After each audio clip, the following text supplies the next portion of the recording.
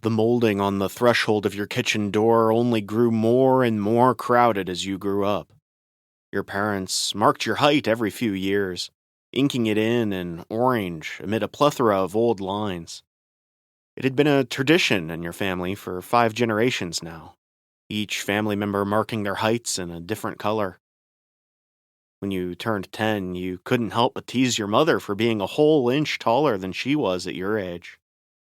In your late teens, your height started leveling off, and you mourned the tradition that you'd soon be stopping, at least for a while anyway. You left your mark at exactly 6 feet when you left the nest. And years later, you knew it was time to return to the nest when you started growing once again. It had taken you a minute to travel back, so by the time your mother measured your height again, you were at nearly 7 feet. And now, as you say goodbye to the sun and prepare yourself for the transformation, you wonder where the marks will stop. Your great-grandmother holds the record at 12 feet high, nearly touching the top of the vaulted ceiling. You hope you can be as tall and as fearsome as her. Tucking yourself in for your long-awaited hibernation, you can't stop smiling, because when you wake up, you'll finally be the podcast inside your house. By Annie Marie Morgan and Kevin Schrock, with today's episode written by Annie Marie Morgan and music by Hex System.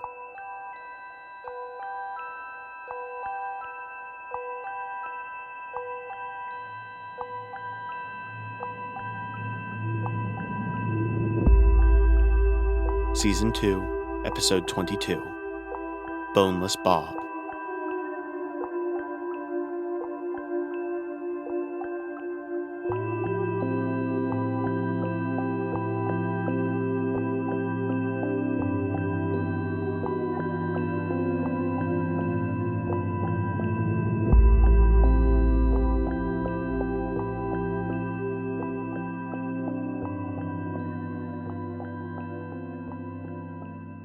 As a twin, I'd often found myself watching my brother Robbie and thinking, this is my face when I'm laughing, or this is my face when I'm crying. I'd seen my face reflected back at me through him across nearly the whole span of human emotion as we grew up. We never got tired of looking identical. We kept the same haircuts, we swapped clothes, we pranked our friends. But as we prepared to head off to college, I began to brace myself for the inevitability that we would start to look different. Maybe I'd grow a beard. Maybe he'd grow out his hair. He was always threatening to go and get himself a mullet. Maybe he'd finally do it. I found myself wishing that senior year would never end, that we'd never have to leave the nest, go to schools on different sides of the country. And in a fucked up monkey's paw type way, I guess I got my wish.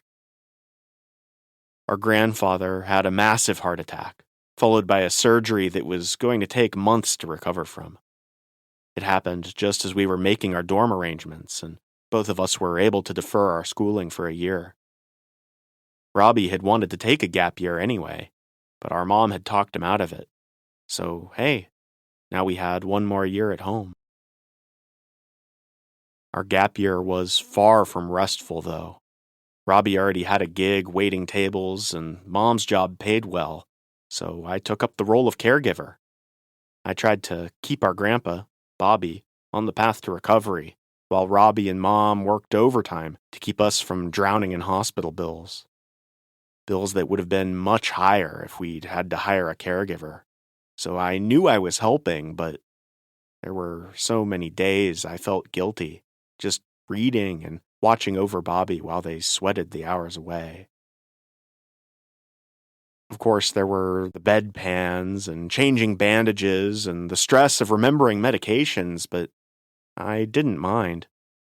I wanted to be a doctor back then, and I just figured that was all stuff I'd have to learn anyway. Once you embrace the fact that the body is just a messy vessel, and that everyone's is a little bit gross, it's not so weird. Plus, it helped that Grandpa was pretty out of it when he needed the really intensive care, and by the time he was himself again, he could bathe himself again, too. And it was during this time, when he still needed me around all the time, but the worst of the danger had passed, that we grew closer than we'd ever been. Sure, I'd visited with Grandpa growing up. I'd listened to his stories, played baseball with him, all that stuff, but those deep conversations that adults can't have with us until we're grown up had yet to take place until that summer. We talked about everything, and though baseball was out of the question, we played chess and checkers, and I even showed him a few video games. He was pretty terrible at those, but it helped pass the time. As Grandpa recovered, the medical debt stabilized, and Robbie and Mom were able to relax a bit too. They cut back their hours, and they even found time to enjoy the last little bit of summer, just a bit. Robbie and I even talked about going to school in the winter with how fast things got better, but we wanted a proper freshman experience. So we started making plans to enjoy the rest of our gap year. And although I didn't need to visit Grandpa as much anymore, I found myself heading over to his house whenever I got time. As summer turned to fall, Grandpa began to confide in me more and more. Between walks around the neighborhood and board games, he began to tell me some of the things he'd never told anyone else. Not even my dad, who'd died when he was not much older than me. Though that was probably because he'd always thought that there was more time, that he'd tell his son these stories later. Grandpa told me about World War II, though I suspected he was still sanitizing those stories somewhat. He told me about growing up in the shadow of the Great Depression, his parents always preparing for starvation and instability. And finally, we worked our way back to his own childhood, and he told me about his own grandfather. Grandpa's grandpa had been Robert the First, and while Grandpa didn't know him very well at all, he finally worked his way into telling me that there was something he'd always wanted to get off his chest. When Robert the First was on his deathbed, he'd started to confide in Grandpa, just like we were doing now. Only Robert had been much older, and the stories he told Grandpa were much scarier. Grandpa said that there were some stories that were clearly nonsensical, just the product of whatever sickness of the mind plagued Robert in those final years. But there were some stories that were more grounded, that Robert had repeated over and over again. And with those stories, Grandpa had always regretted not pressing more, not looking into them more, because those stories were about death. They were about death at Robert's hands. Robert told Grandpa about a house in the woods where he would go to feed the beast. He always used that phrase. He'd tell Grandpa about bringing people there, about covering up their disappearances. But whatever the beast was, Robert would never tell Grandpa. And whatever happened to those people in that house in the woods, well, Robert took that to his grave. Before long, Grandpa and I were going to the library and digging through old survey maps of the city. We'd found an old address owned by Robert on a road that no longer existed, and soon we were able to pin down the approximate area where Robert's house in the woods would have been. But that presented its own set of problems, because the spot was in the woods just north of an old marble quarry. Being in the city, you'd think it would be a relatively small spot of woods, but no. It was a part of a tract of land known as Area X that had long been the subject of debate in our city. See, Area X was a massive patch of woods, but a stretched out one. It ran along a hillside going down into the river, so developing it would have taken serious money. Every now and then, the city toyed with making it a park or something, but Area X also served as the unofficial boundary between one of the poorest parts of town and one of the richest, and I suspect that the rich folks wanted to keep it that way. And so it sat in a strange limbo of possibility that was never realized. Grandpa and I combed through old maps of the place and compared them with the most current satellite maps. But with how much the city had shifted, it was hard to pinpoint where his grandfather's house would have been. In satellite maps that had been taken in the fall and the winter, we pinpointed little remnants of structures in the trees, old concrete foundations, shacks along some of the nearby railroad tracks, and patches that had been cleared for something, but it was hard to tell exactly what. Robbie swapped back to day shift at his job, and he started coming over, helping us with our silly quest. And of course, right away we decided to hold our own little expedition into Area X. I'd picked up my own job by then, just interning at an office, which never overlapped in Robbie's weekend-heavy schedule, so we had to pick a day we both got off just a few hours before sunset. We packed backpacks heavy, like we were going into the dang Amazon or something. We brought snacks, water, a first aid kit, and camping knives. We were ready to bushwhack our way through the wilderness. There were two ways to get in. From the south, sneaking in through the quarry, or from the north, which, as far as we could tell, just bordered a small riverfront park. As ready as we were to sneak around, we opted for the northern entrance, and we soon discovered that Area X was far from the undiscovered wasteland we'd been picturing. We were expecting to cut through the woods for the half-mile or so between the park and the unofficial boundary, but instead we found the entrance paved with a wood-chip trail. There were no signs, no trail markers, but people had been there. The trail led into a clearing with little teepees and stick fences built. That had been a huge trend in the wild spaces around our city lately. Hipsters making little tents and sculptures out of fallen wood. I expected the trails to taper off after the clearing, but the paths beyond had been well established. We decided to head left at any of the forks, realizing quickly that this would not be an expedition we could knock out in one day. The paths took us to shallow, crumbling cliffs, and as we walked along, we spotted a few small caves. We crawled in them, of course. Caves are pretty rare in our part of the world, and they ended quickly.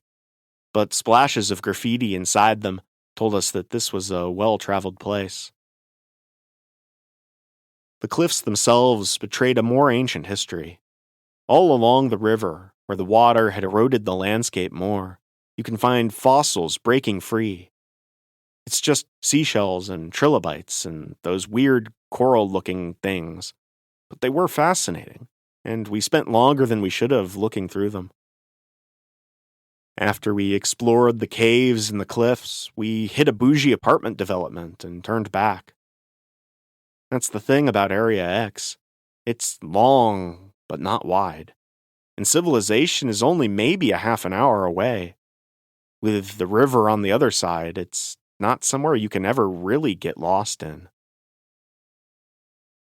We kept going along the main path for a little bit after that. A path that was well worn by many feet over many years, and we stopped when we hit a spring. It was coming up out of the ground, and the water was crystal clear, but smelled vaguely sulfurous. Someone had built a little wooden bridge going over it, even though there wasn't much point, as the spring was only a few yards wide. But it added to the charm of the place. We spotted orange peels and sporadic coals scattered around, the remnants of picnics and fires. The spring was right on the edge of where the forest turned to prairie, and as we spotted the sun dropping low across the field, we realized we'd probably come as far as we should for the day. When we got back, I tried to look up any information I could find on Area X, but there wasn't much there. There was a geocache somewhere, and a few internet forum posts about a waterfall that had an old, decaying VW bug, but there was nothing official. It was like it was a secret park, claimed by everyone over the years who saw such a vast stretch of wilderness in the city and knew that there had to be something cool in there. Grandpa had the idea first. All the old maps we'd been looking at had inspired him, and he said we should map out Area X. We set up shop in his office, moving some of his art stuff. He'd been an illustrator back in the day, before he started to get issues with his hands and wrists. But he still had all the equipment, drafting desks and fancy pens and pencils, and he helped us make a big outline of Area X on a huge piece of butcher paper. We set up location tracking apps on our phone, and with that, we made a plan to try and map out as much as we could before winter came. We also hoped that maybe along the way we'd find the remnants of great-great-grandpa Robert's old house in the woods. It was so exciting. It felt like we were going on a quest for treasure. Even though the treasure at the end, should we find it, might be dark family secrets, and perhaps literal skeletons. We planned out more expeditions, always on days where Robbie was getting off work early enough that we'd have enough daylight. Rain or shine, we went to Area X on any day we could, and every time we found ourselves fighting the sunset, waiting until the last possible minute to turn back. It's all a blur now, what we discovered in which expedition. There were 3 main trails that ran the length of the area, one down by the river, one closer to civilization where the terrain turned into prairie, and one right down the middle of Area X that ran along a long, raised ridgeline. That trail was my favorite because it was so strange. The ridgeline didn't make any sense, really. It reminded me of the ancient earthworks we had in our part of the world, walls built that used to mark the boundaries of prehistoric cities. As we explored farther and farther into Area X, I even spotted an area where the ridge path had eroded a bit more, and out of it spilled tightly packed stone slabs. Then I started to wonder if the trail we walked on, the ridgeline that made no sense, was an undiscovered earthwork. Because Area X was easy to get into from the north and virtually impossible to get into from the south without sneaking through the quarry, it tended to get more wild the further south we went. The trails became more overgrown, and we'd find older and older things. And as we mapped it out, we'd report back to Grandpa and give him all the pictures we took. He'd add to the map for us, recovered enough to start drawing again just a bit. The arthritis, or whatever it had been, had never been able to completely stifle his creativity. He drew in different landmarks like they were spots on the map of some fantasy world. There was the geocache, a rusted old box with wet notebooks that looked ancient and charming when rendered in pen. We never did find the VW bug, but we found tires at the bottom of a waterfall on the low trail. Grandpa dubbed that Tire Falls and added it to our map. My favorite landmark was a tree that we called the oldest honeysuckle in America because it was massive. You see, the honeysuckles are invasive. They're from Japan originally, and they took off in America, crowding out a lot of the less hardy undergrowth. Since they're newer, you don't get really ancient ones that often, especially since they get trimmed down in places with sensitive plants. But in Area X, a truly unmonitored wild space, they'd gone crazy. They grew over each other, forming curved branch tunnels. In spots with more sun, they reached up high, and the oldest one, the special one, was the biggest one I'd ever seen. It branched straight up like a tree, the trunk of which was bigger than me. We had a few other old trees marked down, mostly old sycamores that grew on the lower path by the river. That's one thing I love about my city. Because the river's a pain to build around, you get these weird little patches of ancient forest.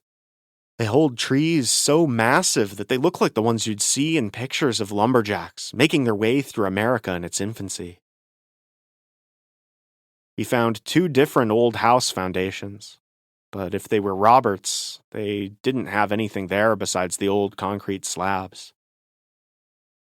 There was a spot where there used to be an old parking lot, but it was cracked through so much that the forest had mostly taken it back. There were other small springs coming out of the earth and other miscellaneous remnants of civilization. We found little ropes and log staircases connecting the paths back to each other along the slopes. We mapped everything out. We saw other people on occasion, usually closer to the north side. They all walked with purpose and confidence. It was a place that inspired repeat visits. I was starting to feel like we'd found just about everything, so we once again turned to the library and the internet to try and pinpoint the exact location of Robert's old house. The game changer was when one of the librarians, who specialized in local genealogy, showed us how to use an old newspaper database. It wasn't like in the movies, where you needed to flip microfilm over and over and hope for your big break. We could just type in Robert's full name and the answers we were looking for, well, they popped right up. I think in mapping out Area X, we'd kind of gotten lost in the whimsy and the fun of it all, and we'd forgotten about the grim reality of what we were actually searching for. Right away, the headlines told us that what Grandpa had suspected might have been true. Robert I had never been arrested, obviously, but what Grandpa didn't know was that he had been a suspect in several local disappearances. One headline even called him Bob the Butcher, and though no one, not the police or the families of the missing, could ever prove anything, there was plenty of dirty laundry to sift through in the news. One woman recalled going on a date with Robert, only for him to try and drag her off into the woods. She escaped, but he didn't really get into trouble. And another article about the woman even went out of its way to note that she was known to dress provocatively. Another article was from a girl a state over whose father had gone to work for Robert. He'd never returned, and though he'd sent a note saying he was going to Canada for another job, she thought the handwriting looked rather strange. In total, there were at least 3 other people mentioned in multiple articles, and dozens of others just mentioned here and there in speculation. We struck gold when we got to the articles about the police investigating Robert, though. Several of the articles had little maps drawn of Robert's house and the old dirt road that used to run out to it. They were inconsistent, but we were able to pinpoint things much more exactly than before. A string of late shifts from Robbie put our adventures on hold for a few weeks, so I went back to hanging out with Grandpa for a bit. He taught me how to draw, and he opened up a bit more. In between learning different leaves and how to ink them out, he told me stories from the war. Stories I had always felt were censored a bit before, but now I heard them in their full, graphic detail.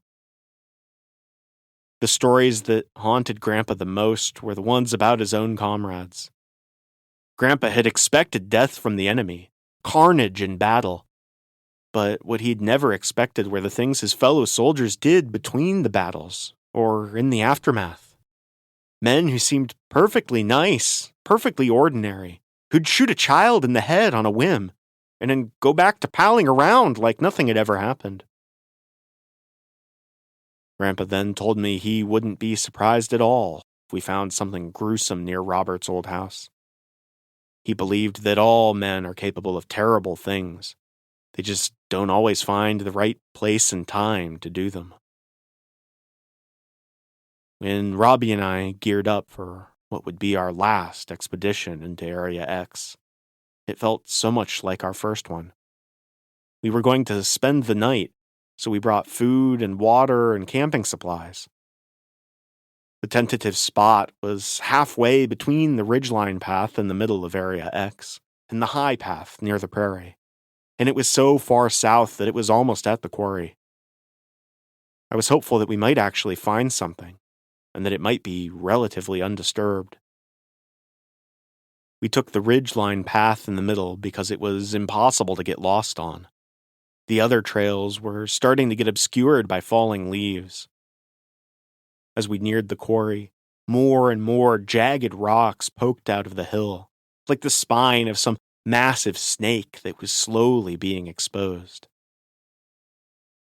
As we walked closer and closer to our own old family secrets, I wondered about the possibility of the ancient secrets beneath our feet. If the ridge path was along an old earthwork, there might be bodies below us as we walked. Bodies that would only ever be exposed hundreds of years from now, when the erosion from the path destroyed the earthwork completely. Robbie and I started that trip joking and laughing, and got more and more quiet the closer we got. Migrating geese and crows filled the silence, replacing the songbirds of summer. We stopped to put our jackets on before we left the path, both to protect our arms from the branches and to keep the approaching night chill at bay. We spotted the house after just a few minutes, the forest having hidden it from us even though we'd been so close before on a few different trips.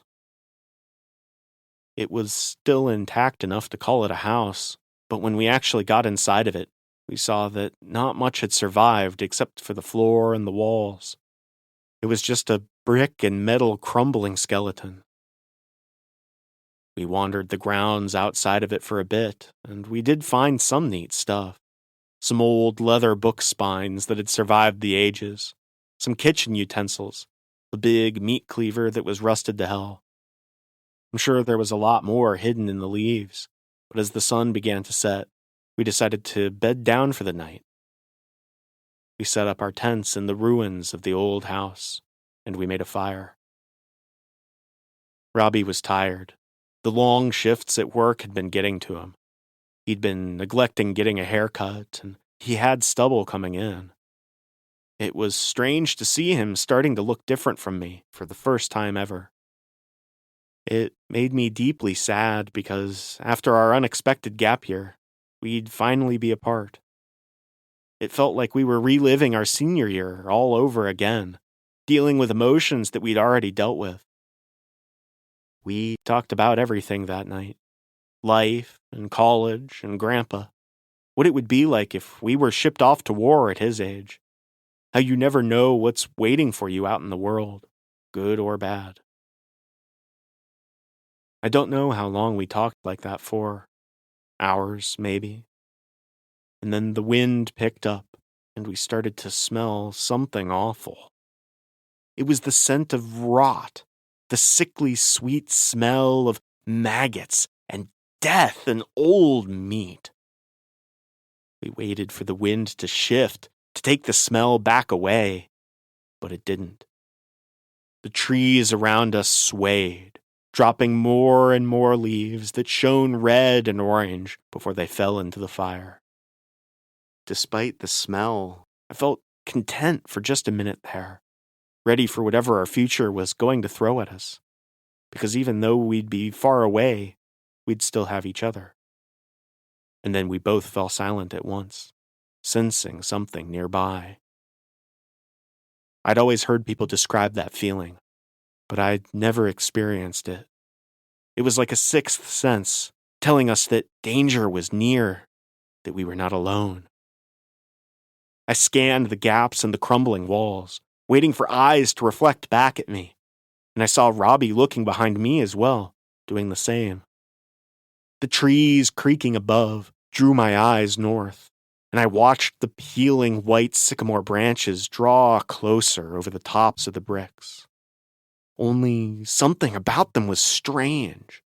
Wet red and black leaves hung down like they'd been dredged up out of the river, and the branches were moving against the ones behind them. The smell became unbearable, and I leaned over to dry heave. It was only a second, but when I looked back up, the tree branches had come down into the ruins of the house. and only when they wrapped around Robbie did I recognize them for what they truly were. Long, skeletal fingers. In the flickering firelight, the massive hand picked Robbie up as if he weighed nothing. It pulled him up and over the wall. I sat there in shock for just a few seconds until Robbie started screaming. Then I ran out and saw the full extent of the beast. It was a massive thing, made up of splintered bones and decaying flesh.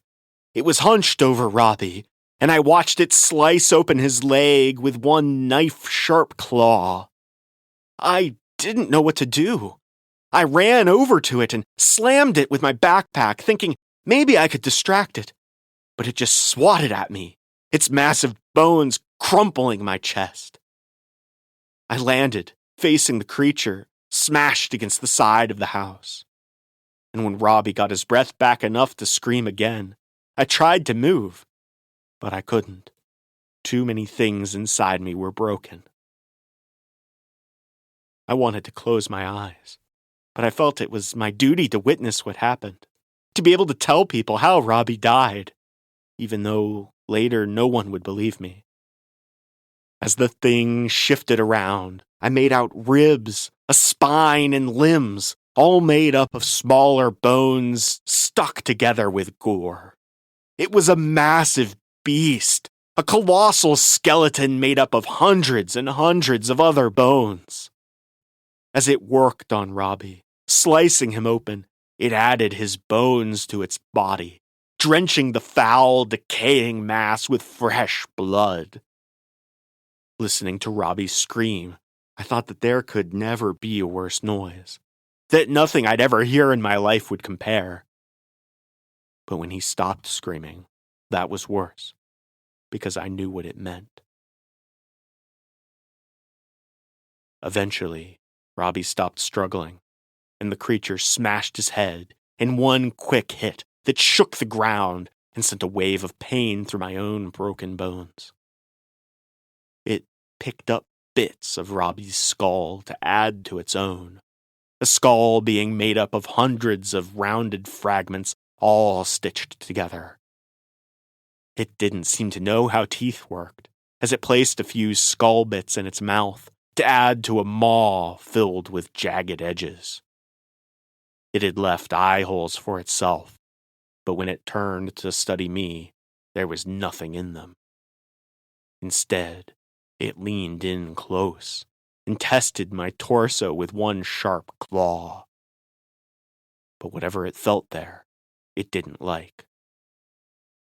It left me alone and grabbed what was left of Robbie's carcass.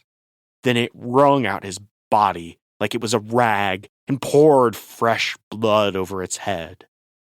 And finally, it stood to its full height, towering over the trees, and tossed what was left of my brother in the direction of the river. I waited there all night and most of the next day before they found me. And the whole time I laid there, all I could think about was why the creature left me alone. Was it because it's like an animal and it had had enough to eat? Was it because it was some supernatural curse and Robbie had been punished for carrying on the family name, paying for the sins of our ancestors? Had a simple flip of a coin at birth determined that Robbie was going to meet his death in these woods? Or was it the beast that Robert I talked about? The beast we hadn't known could be tamed or bargained with? I would have given it anything to spare my brother, if I'd only known how.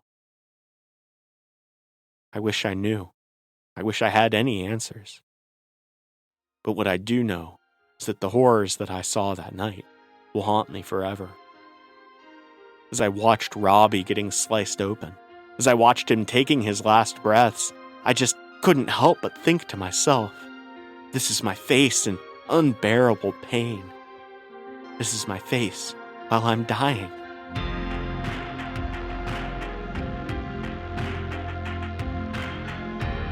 Thank you for tuning into this episode of The Podcast Inside Your House.